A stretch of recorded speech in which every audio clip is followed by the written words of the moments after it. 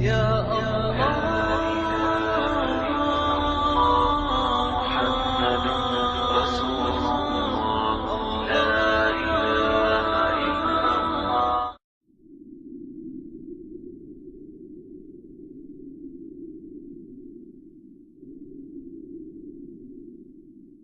brings me to a humble place when I'm covering my head, that it's not about me, it's not about my looks, that I'm really here on this earth. My whole purpose is to just worship God and bring glory to Him.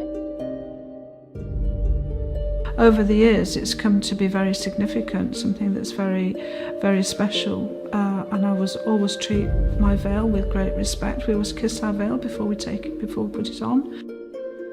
In the first epistle to the Corinthians, in the 11th chapter and the 10th verse, Paul uses these words: "For this cause ought the woman to have power on her head because of the angels." Apparently some of the women in the church at Corinth were taking part in prayer with their heads uncovered, and the apostle tells them that that's quite wrong. It's something that just helps me in my prayer life and my relationship to God and my relationship to other people as well. To see 1 Corinthians 11 in the middle of a book that we read from all the time, but we're just ignoring this one part. We take it all so literally, especially 1 Corinthians 13, which is called the chapter of love. It's often read at weddings. It's often like love is patient, love is kind, and it's literally just a few chapters away, this head coverings verse. So how can we ignore it? Covering is mostly a requirement for married women in Judaism. The source is from a biblical text. It's a reminder of God's presence with me at all times. It's kind of a big old wedding ring. While veiling is often seen as a visual manifestation of the Islamic faith, it is a tradition far from confined to this religion. In the last few decades, the head covering has been greatly disassociated from Western religion and culture. It is perceived by the media as a tool of female oppression and symptomatic of a patriarchal society. But Islam is not the first Abrahamic faith that strongly emphasized the notion of decency and modesty through a specific dress code for both females and males. What evidence exists for the female head covering within Christian and Jewish scriptures? Why is the head covering no longer a practice prevalent in modern Western societies? Through biblical scripture, literature, and art, this documentary investigates the origins of the veiling tradition within two major world religions. We speak to a number of academics, as well as women from various Jewish and Christian communities who have chosen to cover their hair as a means of modesty, obedience, and gaining closeness to God.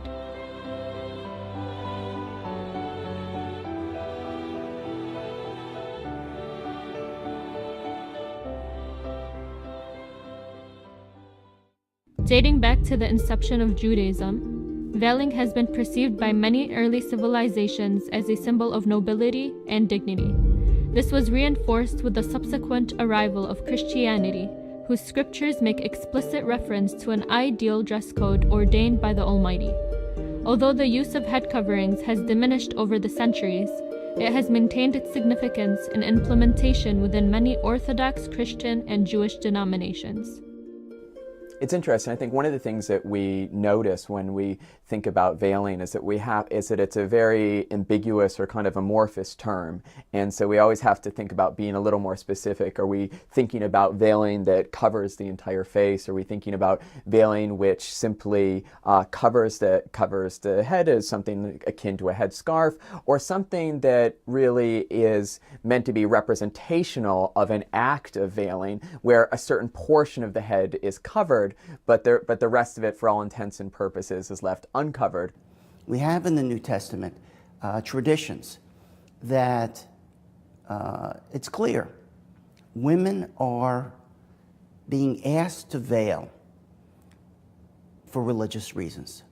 So we have in 1 Corinthians, Paul gives us a tradition, which is a very clear tradition, that women should be veiling when they're prophesying or praying, and men in the ancient Near East were covering their head.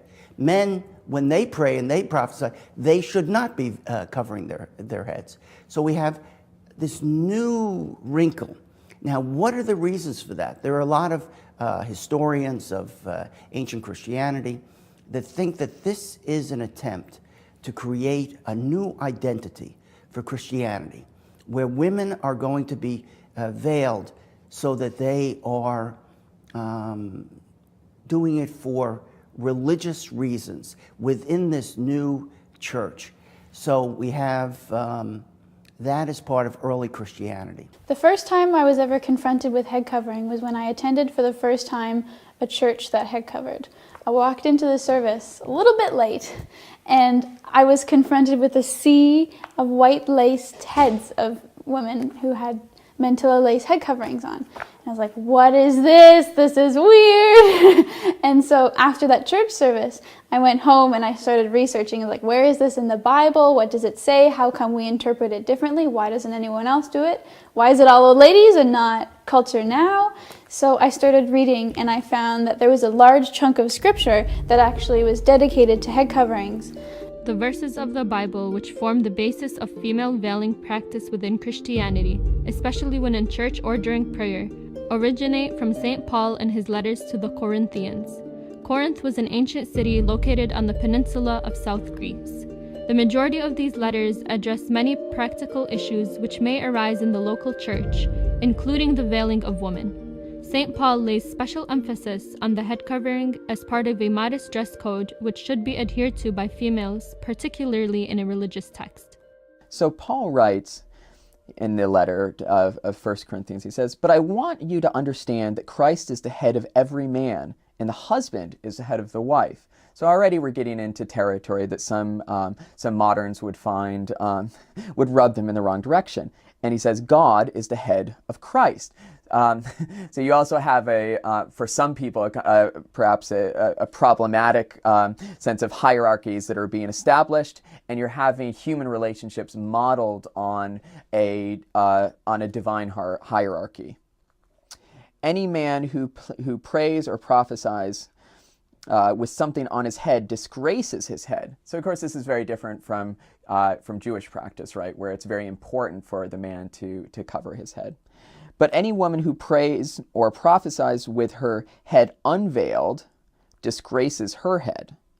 So you can see the very different standards of appearance, especially before God, in different senses of dignity, based on his sense of gender relations, which are very much of his own period and of his time. We go back to that phrase, but any woman who prays or prophesies with her head unveiled disgraces her head. It is one and the same thing as having her head shaved. So that sense of utter nakedness and a sense of degradation of being shaved. For if a woman will not veil herself, then she should cut off her hair. So there you have an option here, one which he thinks is, of course, not itself really much of an option. But if it is disgraceful for a woman to have her hair cut off or to be shaved, she should wear a veil, he says. For a man ought not to have his head veiled, since he is the image and reflection of God. My favorite parts about the verse is because of the angels. There's no arguing there that angels are eternal. And my other favorite part of this chapter is that woman is not independent from man, and women and man not woman. So it's not about me being subservient to him and me being his servant and he's over me as a master, but rather we're still together and equal. But if a woman has long hair, it is her glory, for her hair is given to her for a covering. But if anyone is disposed to be contentious, we have no such custom, nor do the churches of God. So that's a very interesting statement, that for her hair is given to her for a covering. So in a way, what Paul is suggesting here is that the woman needs the symbol of authority of a man and a sense of the true hierarchy of relations as they stand before God. But in a way, it's a double covering, right? Because her hair is the self meant to mask her or shade her in some way, and then she needs to have that covered again. To see 1 Corinthians 11 in the middle of a book that we read from all the time, but we're just ignoring this one part. We take it all so literally, especially 1 Corinthians 13, which is called the chapter of love. It's often read at weddings. It's often like love is patient, love is kind, love does not blah, blah, blah. Like everyone knows that, and it's literally just a few chapters away, this head coverings verse. So how can we ignore it? And we take that literally, but we don't take this literally? I struggled with that, and that's why I take it literally. When we think of an archetypal female figure, of course, we're reminded of the Virgin Mary. And the Virgin Mary, of course, we might expect her to be present in the very earliest Christian art of the catacombs. And some people have argued that some female figures in catacomb art from the 3rd century, from a very early Christian period, are the Virgin Mary. I think that that's yet to be established. What we do see is that the Virgin Mary becomes a prominent figure in Christian art from the 5th, but especially from the 6th century onwards. And really, along that historical scope, running from the 5th or the 6th century onwards, we see almost exclusively that the Virgin Mary is shown with her head covered. But of course, that would be very normal for all Christian women of that period, and it would certainly also follow on from the logic established by Paul in 1 Corinthians. So within Christianity, you have this veiling practice. Women are wearing something that's covering their heads. It's not necessarily a very big veil that covers the face, but it clearly is being used when they're in a religious context. Then we have the whole beginnings of religious iconography within Christianity. So in religious iconography, we look at the church and we see that Mary, the mother of Jesus, is not only portrayed wearing some kind of head covering, but it's a veil with a halo, with an extremely respectful idea that she is representing herself as in a new status. But this is not what becomes the next stage, which is when we have the beginnings of nuns within Christianity. They're wearing a very specific type of veil. Some of it looks like the kind of veils that we saw in the Greco-Roman period. But now, this habit, or this extreme, very stabilized type of veil, is a veil that signals that their new status with their relationship to Jesus. Now, Jesus is now almost like their husbands. So just like the rabbinic idea that women were veiling as they became married, so too the nuns are wearing a veil that seems to signal that they are in some kind of very intimate relationship with Jesus. The veiling of nuns in many Christian denominations is derived from the idea that that which is consecrated to God must always be veiled. Not only is a nun's veil a sign of consecration to God, it has also evolved to be a bridal symbolism, to represent that she is a bride of Christ and a sign of devotion to the vows she has made to God. My name is Sister Francisca. I'm a Poor Clare sister belonging to the community in Arkley, which is in Barnet in North London. I've been a nun for 55 years. I do a lot of cooking in our community and a lot of administration work. I also do a certain amount of lecturing and publish papers, written work. My experience of wearing a veil, which is part of our whole dress, it's part of our habit, it ranges from the very negative to having been spat at and sworn at in the street, right through the whole gamut to the opposite end of the spectrum where somebody's tried to kiss my hand on Paddington Station, which was extremely embarrassing. But it's usually somewhere in the middle. People acknowledge that you dress like this because of your dedication, because of the way you live, in the same way that a nurse's uniform or a soldier or a policeman, that's telling people what their function in life is. The nun's habit is similar.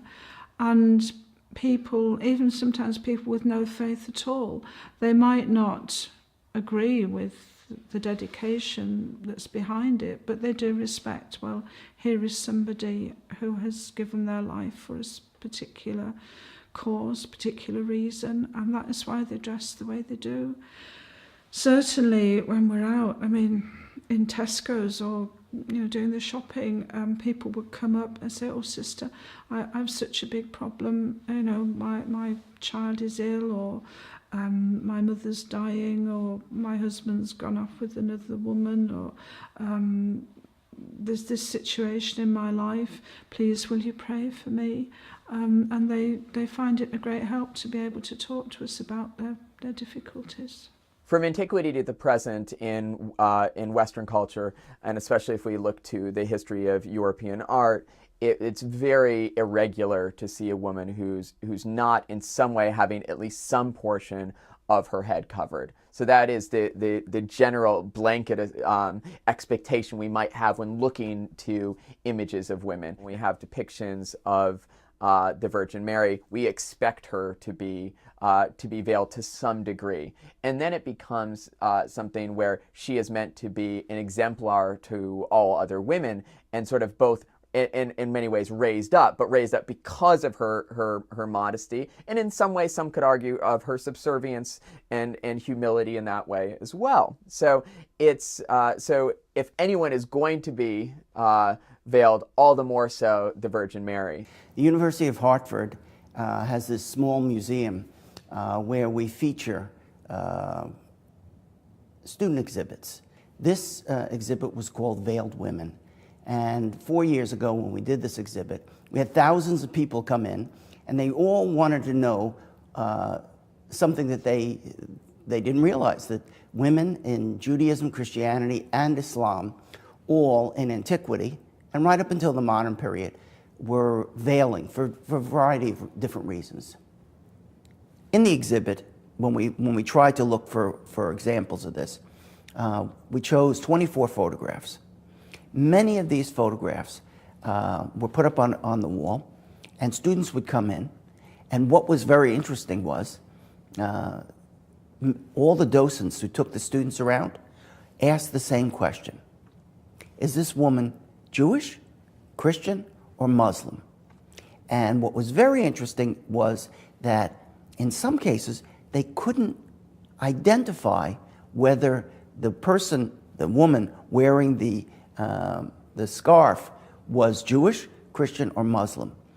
That was a very important educational moment, because what it did was it taught students, community people who came in, is that this is a practice that could be done in any one of those religions. Hello, I'm Elizabeth Dalston. I'm a stay-at-home wife and mother, and I run a small business from home, making, well, generally children's clothes, but I also make mantillas and chapel veils. I'm a Roman Catholic. I attend a more traditional form of the Mass, where it's said in Latin. Well, I started my business really because I home educated my son, and I know a lot of home educating mothers, and they were saying to me they can't find decent, modest dresses for their children, their little girls usually. It's what they were looking for. So I said, well, I can sew. If anybody wants me to make clothes, I'll make them. So it just really started from there. I currently attend a non-denominational church, though when I first started head covering, I did attend a church where every woman head covered. I felt very confident in a church where there was head covering because it didn't feel abnormal, it felt accepted, and it felt like we were truly following what Scripture said. Though the church I currently go to, since I've moved, does not head cover, but they accept the fact that I head cover. I've talked to the pastor about it. They encourage me to continue doing so. And so I'm confident and comfortable in head covering in my church now. there are different denominations of Christianity, of course, that we can talk about. We have modern denominations in America that are different than their European counterparts. But Roman Catholicism, which historically had this very clear practice of women veiling for religious moments in the church, has now passed into some type of non-mandatory status. We find in the Greek Orthodox, in the Orthodox world of Christianity, that there still is this, this idea that women should veil when they come into the church, especially when they're coming in to pray. And within certain denominations of Protestantism, we still see that, that it's still prevalent. But things have changed. Since the Vatican II, Roman Catholicism has not made it as mandated as it was in the pre-Vatican II, in the 1962 era, up until the present time. But within the Orthodox Church especially, we do find that there is still the practice of veiling. Brethren churches and Mennonite will often cover their heads. The style of worship that follows those is typically piano and voices, just very raw, so to speak, whereas a lot of modern churches are trying to accommodate to the secular person, someone who likes the secular music, likes culture. They're very much a part of culture, and head covering is not a part of Western culture. So a lot of people will struggle with that. They will think it's oppressive to women, but I think it's liberating, but it doesn't go so well with those churches, although they will say, yes, you can head cover, I don't have a problem with that, but they often won't encourage it or talk about it because it makes a lot of people uncomfortable. I started, well, when I was very young, I would have worn a veil or mantilla or some head covering to Mass because it was before the changes that happened in the 1960s. But gradually women stopped wearing head coverings. But in the last 10 years or so, I started going to the older form of Mass again, and I found it was quite natural to just wear the veil at Mass. But I was still carrying on going to the new church Mass, so that was a bit difficult because I still felt called to veil there, and very few women veil there. So it was interesting to see people's reactions to me once I started wearing one, because they thought that I thought I was different or holier than them or something like that, but that wasn't the case. Yeah. Believers often don't want to cover their head because with it often comes tough questions of Scripture. When someone says, oh, your head covering, often what comes next is, so you're a servant of man, you don't believe that women should speak in church, and with it comes so many tough questions that we don't want to talk about. We don't want to even know how to interpret it. We just want to ignore it. And so by covering your head, you're saying, I am dedicated to God and to understanding Scripture, and it's tough. People will come up to you with tough questions. People have come up to me with questions like, so since you head cover, you must then think this and this and this and this. And with it comes a lot of negative cultural annotations and a lot of negative, oh, you can't be a feminist, you can't be a this, you can't be a that. And it's negative in culture. And I feel like a lot of people don't want to be viewed as negative when they can just not wear it and be viewed as normal. I think it's important to recognize that even if the Bible is ostensibly clear on an issue, as it appears to be when we're reading Paul's first letter to the Corinthians, that there's a great latitude for interpretation, and there really always has been. So I think a literal reading or an appeal to the literal truth of the Bible is often so problematic, because literally the Bible can say many different things at once. And there's been a long history of interpreting these passages in very different ways when it comes to women having their heads covered.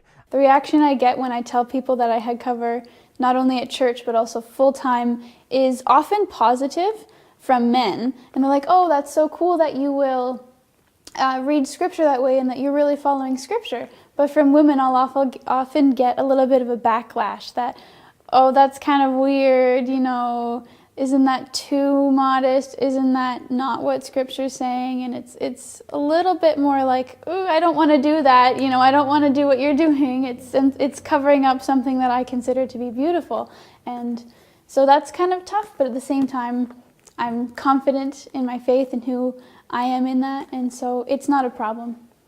What really started me, funnily enough, was the fact that a lot of the young girls who came to Mass were not very well dressed. They were very just dressed like modern young women, but the fashion at the time was very revealing and inappropriate for coming into church. And I think it was just almost as an act of reparation for seeing that, that I felt called to put on a head covering.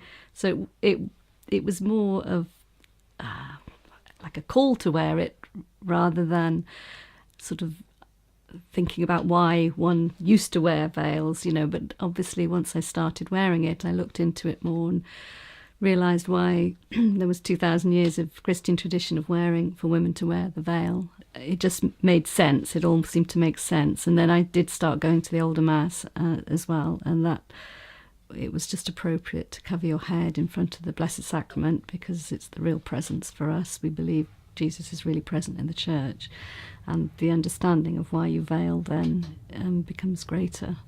I've had many experiences with believers and non-believers that have been different. With believers, with regards to men, they're often very supportive of head covering, and they think it's cool that I'm following what Scripture says. Because often within our Christian culture, men will remove their hats when they pray. It's very standard, but women are not expected to cover. And so they think it's neat that they're following their part most of the time, and I'm doing my part. With women, though, I get a lot of backlash, negativity, like, oh, that's weird. They'll ask why I'm head covering. I'll say why, and then they're just like, oh. And then, like, end of conversation, done, no more talk. And so that's kind of a bit awkward. But with non-Christians, I've actually had a lot of positive response. And they're like, oh, that's so cool. I appreciate you're following what you think's right, la-da-da. But within the community, it's a mixed response. I have some older friends that are middle-aged and elderly that do cover, and it's very standard, and they think it's cool that the young people are doing it too, but not within my own age group. Even a lot of friends think it's like, oh, I don't want to talk about it, I don't want to mention it. And when they do mention it, it's a bit reserved and kind of awkward when I talk about it, even with fellow females. It's something that just helps me in my prayer life. It helps me in my understanding of God and my relationship to God and my relationship to other people as well. Male, female, I'm a woman, and it affirms that as well, and being a woman in my God-given role. Over the years, it's come to be very significant, something that's very, very special, and I was always treat my veil with great respect. We always kiss our veil before we put it on, and kiss it again when we take it off, because it is a symbol of the dedication to God that we've made. We get our black veil when we make our vows, when we make our total commitment of ourselves to God. So it's like the ring in that way. It's very symbolic, and it becomes very meaningful personally. The best thing is actually feeling that sense of tradition and belonging to that tradition. It feels right. It helps me to pray. It actually lessens one's distractions because you're not looking at somebody else's hairdo, and you know that they're not looking at yours, you know. And also sometimes you actually can get quite emotional, and you can hide behind your veil and wipe a tear from your eye if you need to. But it helps you have a sense of an awareness of God's presence when you go into church and when you're praying. It does enhance that, I think. Yeah. The best thing about head covering is I feel like I'm in my right place with God, with the church. It brings me to a humble place when I'm covering my head, that it's not about me, it's not about my looks, that I'm really here on this earth. My whole purpose is to just worship God and bring glory to Him. And it's a constant reminder that life is not about me and what I do, but it's what I do for God, with God. And His empowerment is always reminding me when I'm feeling down, the head covering is a reminder that God is near. When I'm feeling angry, the head covering is a reminder to love. And it's a daily part that is encouraging me and helping me. Even when it's not encouraging from others, it's encouraging from God. And I really feel confident and comfortable in it every day, even though the world doesn't like it, but I like it. I was being given a lift. It was quite a long journey. I was being given a lift, and it was a very hot day in July, and we stopped at a service station on the motorway to get a drink, and we worked our way up the queue to the counter, and the lady serving was a Muslim lady, a very gracious lady, and of course she had a veil on and her arms were covered. And when she saw me dressed like this, she said, "You dress like that because of Jesus' mother?" And I said, "Well, not really." I said, "Have you heard of St. Clare?" And she didn't know about St. Clare. I said, "Well, you've heard of St. Francis of Assisi." "Oh, yes, she knew about St. Francis." So I said, "Well, St. Francis and St. Clare together, they began the religious family that I belong to, and because St. Clare dressed like this in a medieval way, it was in the 13th century, that's why we dress like this today." So she said, "I am a good Muslim woman, I cover my hair. You are a good Christian woman, you cover your hair." And at that moment I thought, in one way we're worlds apart, but in another way we're sisters because of the way we dress and because it expresses what is really significant in our lives. And that made a really deep impression on me. The types of head coverings I use is dependent upon whom I'm around. When I'm around believers who are often a bit close-minded, they don't want to see me in this head covering.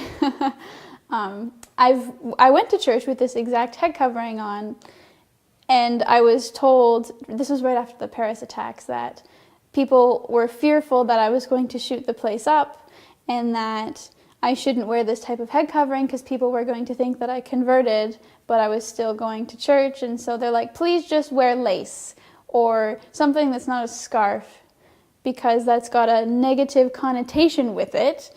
And that was tough because I think it's just fabric. It doesn't matter how I wear it. I should be able to wear it because it's a head covering. I don't think Scripture calls us directly to cover all the time. I think praying and prophesying often refers to in the Bible as corporate worship, coming together, but I find great value in covering all the time.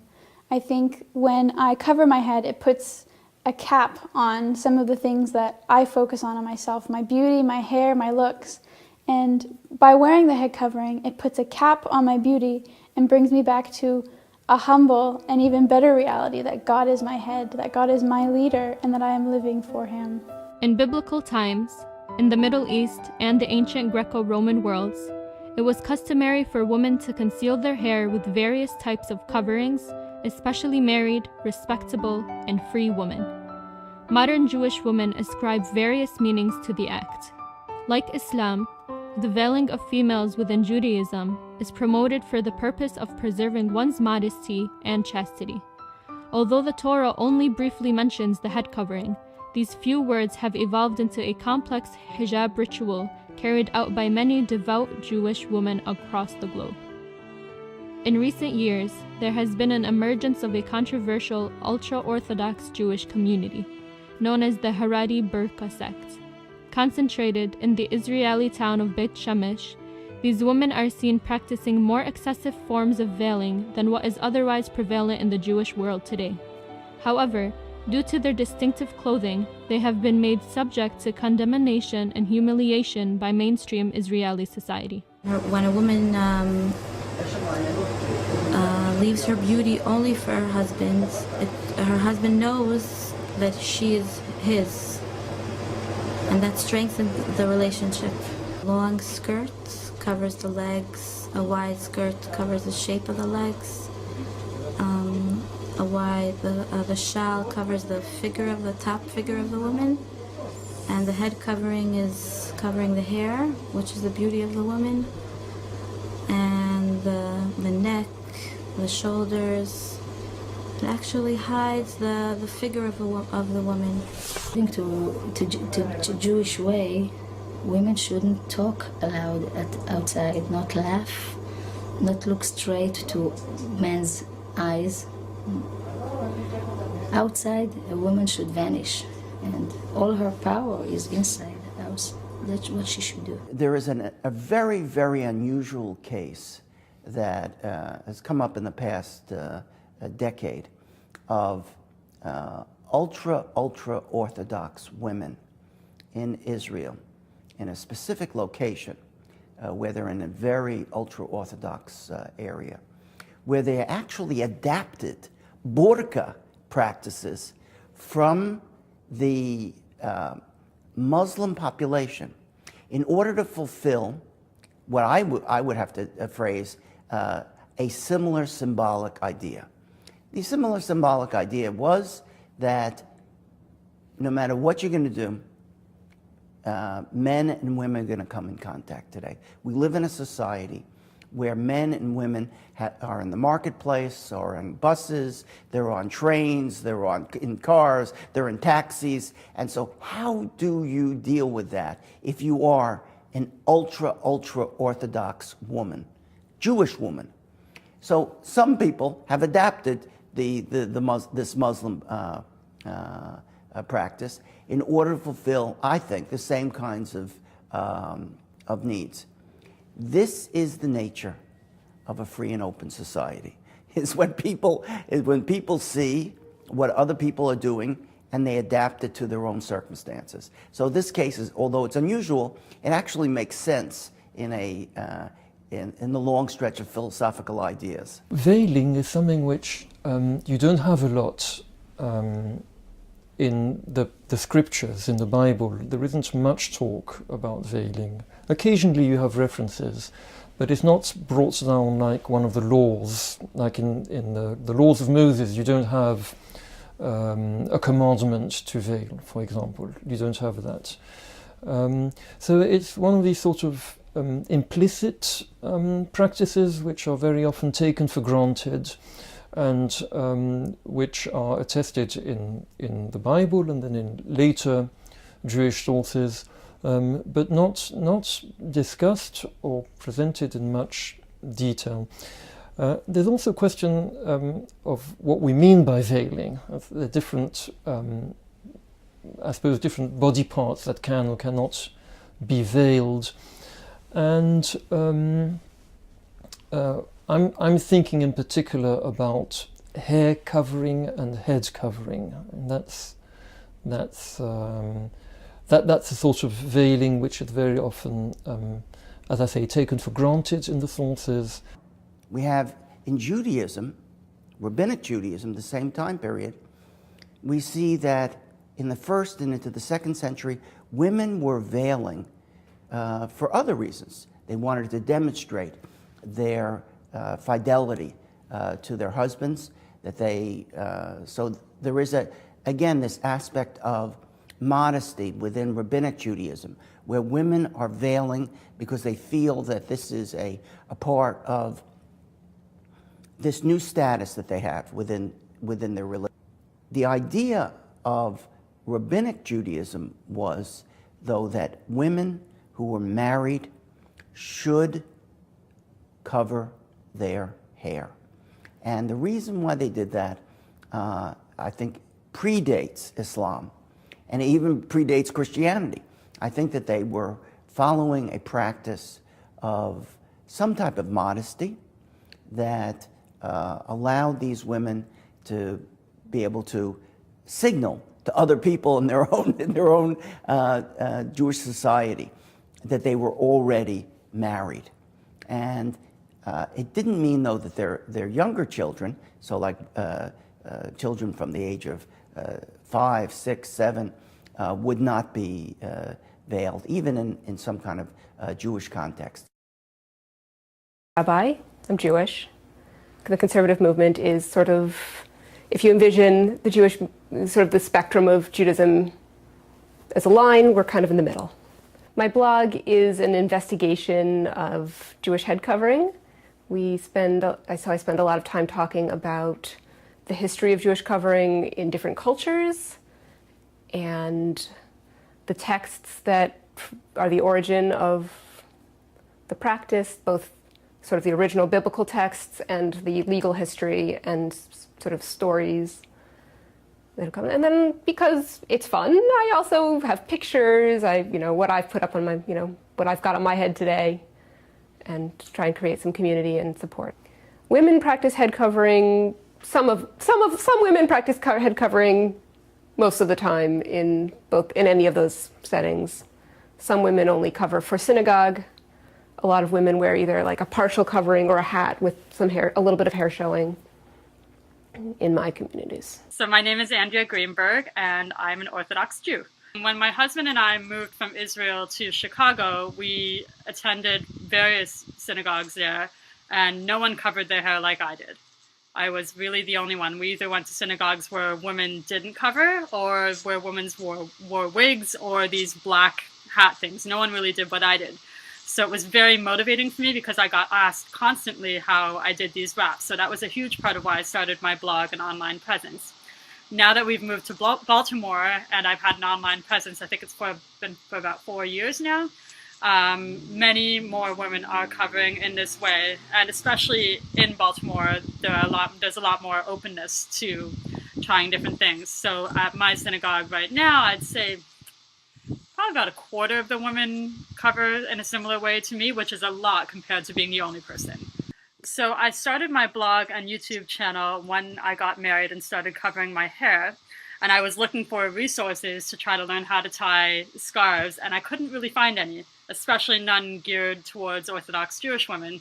So I decided to make my own. Covering is mostly a requirement for married women in Judaism. The source is from a biblical text, actually talking about a ritual in the temple that would have examined whether or not there had been some sort of transgression in the marriage. But it says there that the priest uncovers the woman's hair. So if the Bible tells us that that part of a ritual is that the priest is uncovering this woman's hair, then clearly it must have been covered, and it must have been covered not just culturally, but by requirement. Although the act of veiling is not explicitly instructed in the form of a commandment within the Torah, orders calling for a Jewish woman to cover their hair come from the body of a literature known collectively as the Talmud. Veiling was considered an absolute necessity to maintain modesty in a society highly conscious of sexuality and its dangers. Women going about with uncovered hair were seen as engaging in an unacceptable act. So unacceptable, it was considered grounds for divorce. You have, for example, the story of when Isaac gets married. So he needs a wife. So his servant, or rather the servant of his father, Abraham, called Eliezer, goes off to the homeland of the family, which was the other side of the Euphrates in Mesopotamia. And there he meets up with the other branch of the family, and they find Rebecca.